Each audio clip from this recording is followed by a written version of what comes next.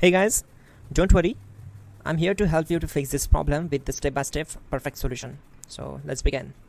Now we need to click on advanced options, then click on troubleshoot. Now click on advanced options, and at the last we need to click on command prompt. Now type chkdsk space /f space /r space c colon and hit enter. Now we need to wait for some time to complete the process. Now type c colon and hit enter. Then type cd space c colon / and hit enter. Type cd space windows and simply hit enter to execute the command. Type cd space system32 and simply hit enter. Now type cd space config and simply press enter to execute this command. Now type md backup and simply hit enter. Now type copy space star space backup and hit enter. Now type md backup1 and hit enter.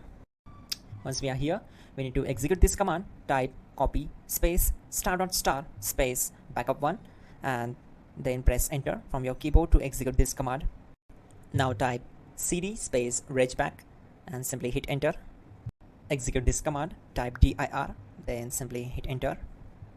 Now type copy space star space dot and hit enter. Then type all and hit enter to execute the command. Type in bootrec space /fixmbr and hit enter to execute the command. Type bootrec space /fixboot and hit enter. Now type cd space c colon / and simply hit enter. Now type this command cd space windows /system32 /config /regback and simply hit enter to execute the command. Now execute this command. Type bcd edit space /export space c colon /bcd backup and simply hit enter to execute this command. Then move to the next one. Now type cd space c colon / and hit enter.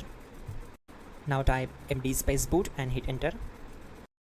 Now type cd space boot and simply hit enter. Now type md space bcd and simply hit enter to execute this command. Now type cd space c colon / and simply hit enter. Now type attrib c colon /boot /bcd -h-r-s and hit enter. Now type run space c colon /boot /bcd space bcd.old, then hit enter. Now execute this command. Type bootrec space /rebuild bcd and simply hit enter to execute this command. Now type exit and simply hit enter. Now click on continue.